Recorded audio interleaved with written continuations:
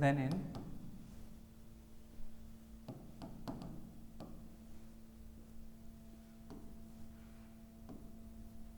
then what is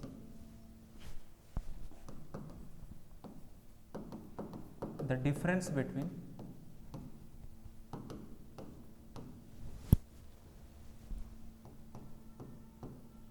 maximum and minimum number of factors?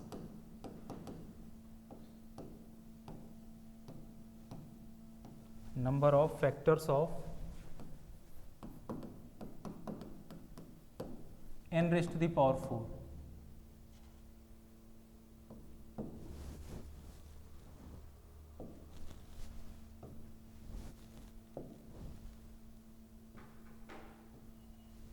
एक बार खुद से सॉल्व करें, वैसे ही टेक्निक बताया था। 13 फैक्टर्स लेस हैं तो 13 ज़्यादा होंगे क्योंकि परफेक्ट स्क्वायर की बात करो और एक वो नंबर खुद, तो टोटल 27 फैक्टर। अब 27 के कितने पॉसिबल फैक्टराइजेशन होंगे वो लिखे, फॉर्मेट निकाले, फिर n टू द पावर 4 निकाले और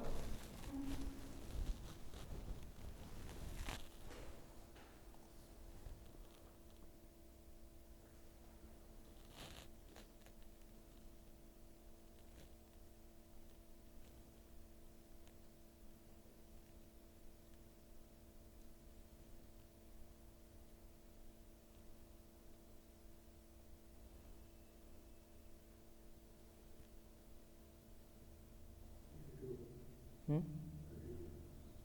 32 आ रहा है सबका आंसर 32। मैक्सिमम और मिनिमम कितने कितने आए?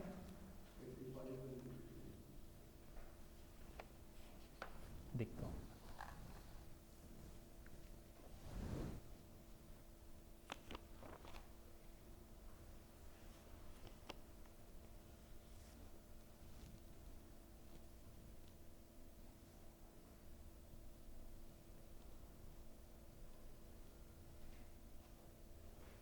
फिफ्टी 85 125 आया था। Factors in to the power 4 के टोटल डिवाइजर्स कितने आए थे? 53, 85 और 125।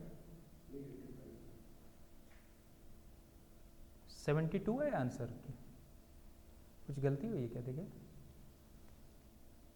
कितने फैक्टर बन रहे हैं इसके?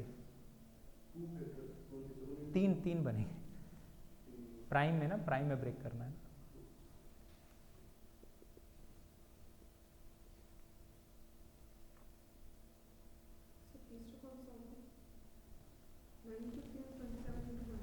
हाँ 3 into 3 into 3।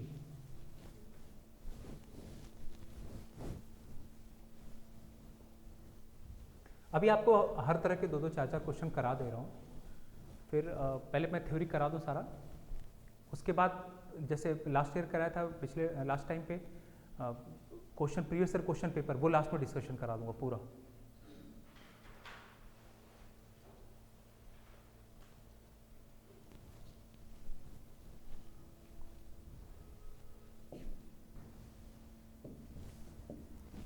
देखिए मैं सॉल्व करता हूँ।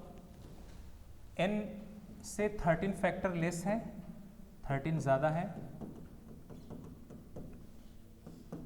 तो टोटल फैक्टर्स जो हो गए, टोटल फैक्टर्स 27 है ना, 27।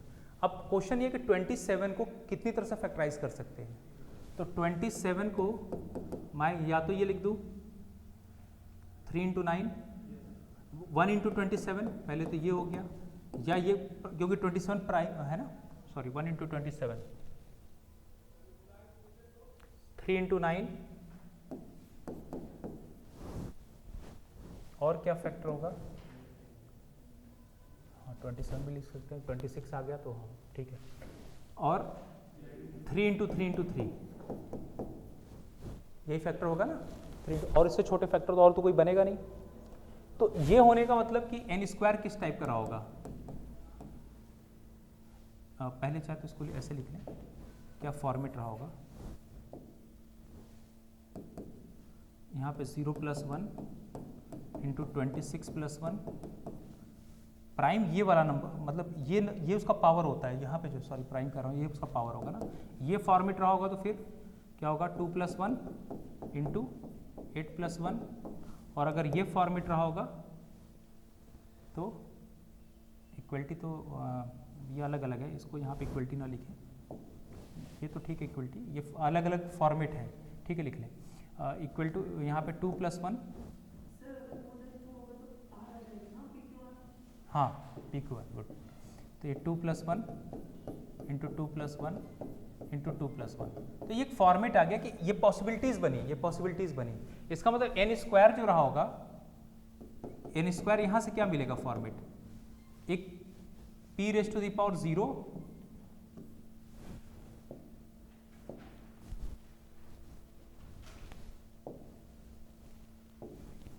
कर रहा है p⁻0 और q⁻⁴ रहा होगा 26।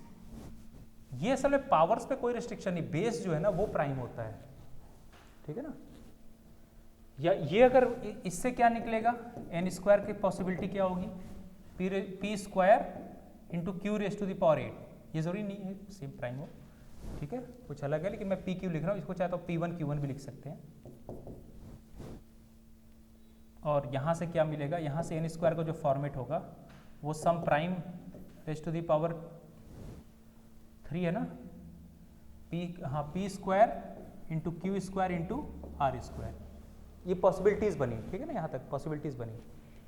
अब यहाँ से पहले यहाँ से n क्या होगा, इससे n क्या आएगा, p⁻0 तो 1 होता है, उसको तो रहने दें, q⁻26 q⁻13 हुआ, यहाँ से n क्या आएगा p इंटू q⁻⁴, और यहाँ से n क्या आएगा pqr, मतलब या तो ये फॉर्मेट होगा, ये सम प्राइम ⁻13 होगा, या p इंटू q⁻⁴ होगा, या सम प्राइम p 3 प्राइम का मल्टीपल होगा। n के बारे में ये इन्फॉर्मेशन मिल गया। तो अब पहले वाले से n चाहिए क्या मुझे, n⁴, तो n⁴ की पॉसिबिलिटीज क्या क्या बनेगी, अगर ये n की वैल्यू q⁻13 है तो n⁴ कितना हो जाए, q⁻52, या तो ये पॉसिबिलिटी होगी q⁻52, दूसरे वाले से क्या मिलेगा, 4 करना है ना, तो p पे पावर 4 और q⁻16, या तो p⁻4 होगा इंटू q⁻16, या p⁻4 into q⁻4 into r⁻4, यही तो बना, ठीक है ना। इस केस में फैक्टर्स, इस केस में टोटल डिवाइजर्स ऑफ n कितने आएंगे 53, इस केस में डिवाइजर्स ऑफ n⁻⁴ कह लें, n⁻⁴ कितना हो जाएगा 5 इंटू 17 कितना होता है, हाँ कितना आया 85। और इस वाले केस में ये सब पॉसिबिलिटीज हैं अभी, 5 इंटू 5 इंटू 5 125, तो जो पॉसिबल फैक्टर्स होंगे वो 53, 85 और 125 होंगे n⁴ के। आपसे क्वेश्चन में क्या पूछा है, what is the difference between maximum and minimum, तो मिनिमम तो ये आ रहा है और मैक्सिमम 125 है, तो आंसर क्या हो जाएगा 125 माइनस 53 72, आंसर कितना हो जाएगा 72। क्वेश्चन में क्या पूछा है, मिनिमम और मैक्सिमम के फैक्टर्स, ठीक है, नोट कर लें। देख ले कोई डाउट हो तो पूछ ले।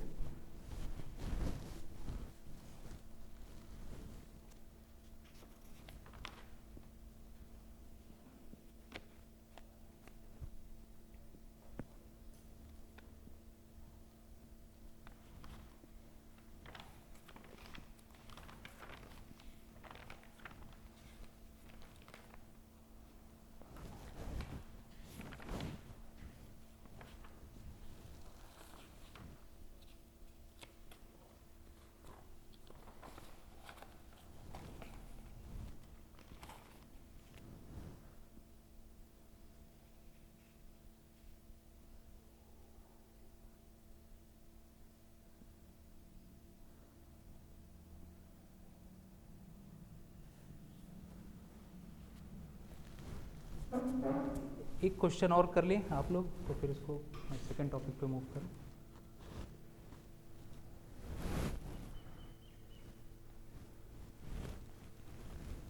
वैसा ही है, एक सॉल्व कर लें प्रैक्टिस के लिए। क्वेश्चन है if n square has 7 factors less than n,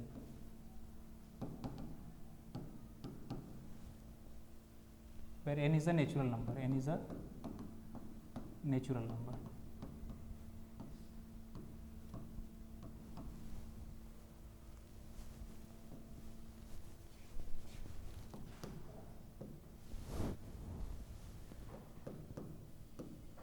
Then the difference between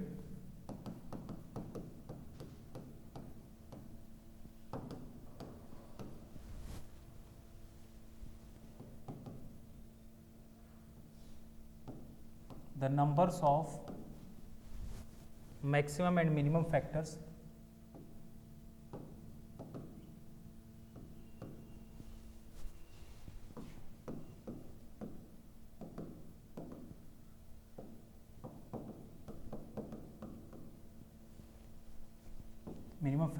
of n cube is, option A है 6, बी है 8, सी है 10 और डी दे रखा है 12। सॉल्व करें एक बार खुद से, ट्राई करें, फिर डिस्कस करा देता हूँ, तो ये वाला एक छोटा सा टॉपिक कंप्लीट हो जाएगा।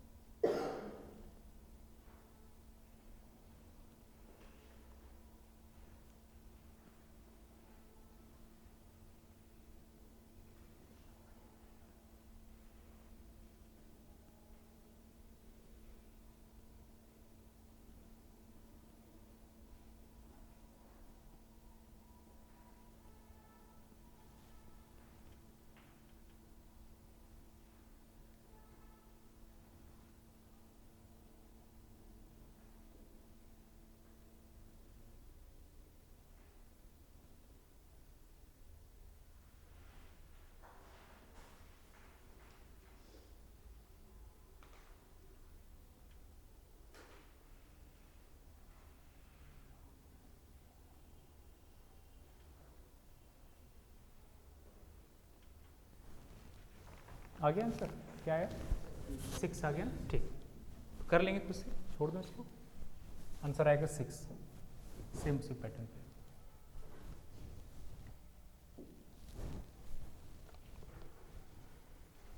एक जो कल बताया तो उसी में एक दो क्वेश्चन और करा दूं। देखिए, find the number of divisors of 1080। मैं इसके प्राइम फैक्टर्स लिख दे रहा हूँ, 3 cube into 2 cube into 5⁻1, excluding the divisors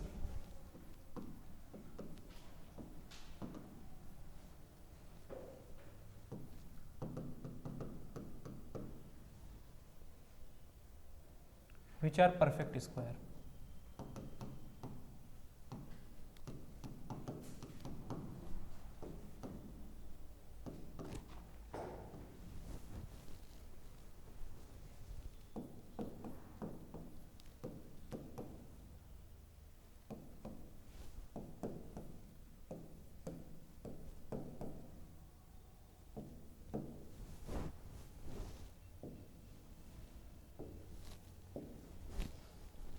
समझ आ गया क्वेश्चन।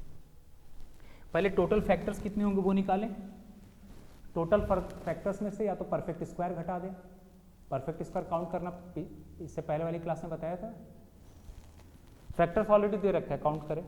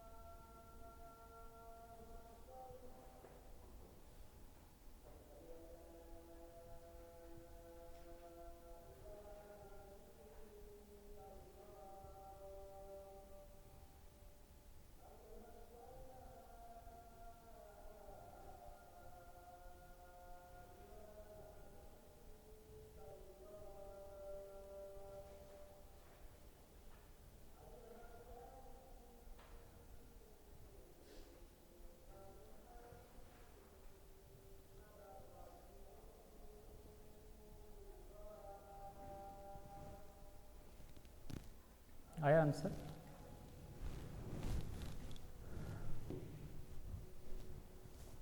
देखिए कैसे करेंगे। Find the number of divisors of 1080 excluding divisors which are perfect square. तो वो होगा बेसिकली, वो होगा टोटल डिवाइजर्स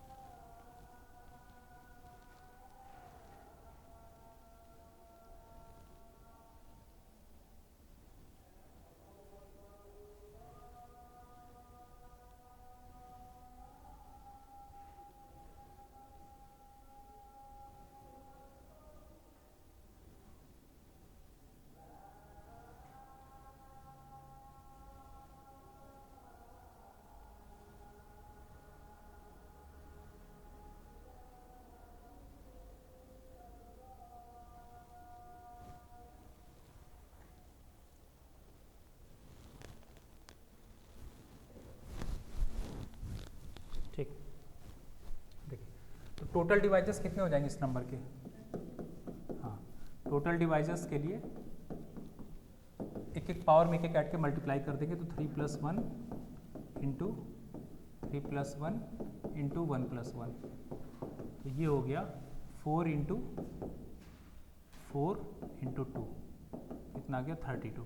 तो टोटल 32 फैक्टर्स। अब जरा परफेक्ट स्क्वायर काउंट कर लें। Divisors, number of divisors which are perfect square.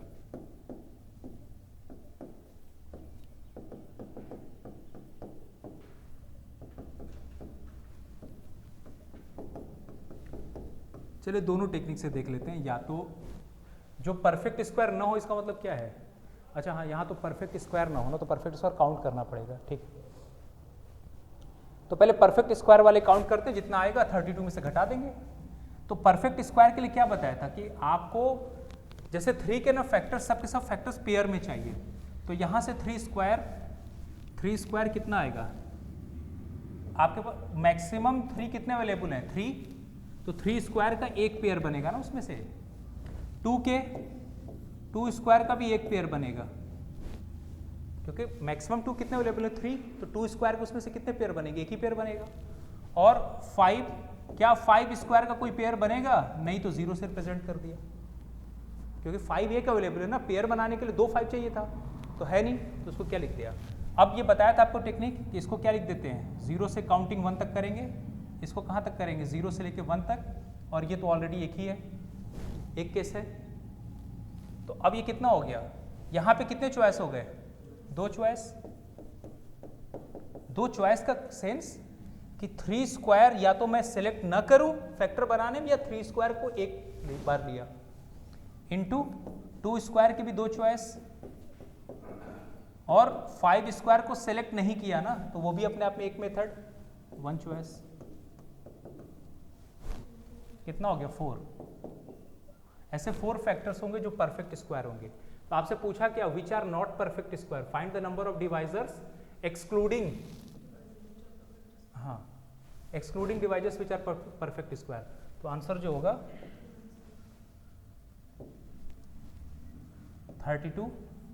32 minus 4 कितना हो जाएगा, 28। ठीक है, समझ में आ गया ना तक, काउंटिंग का कल तक कराया था क्वेश्चन। इस पे दूसरा क्वेश्चन कर लें।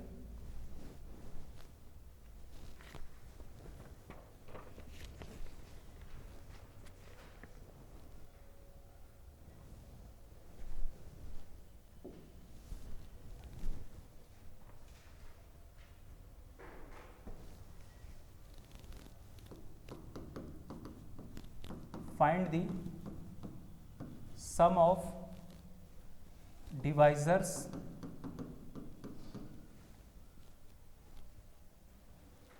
of 544 is equal to 17 to the power 1 into 2 to the power 5, which are perfect square.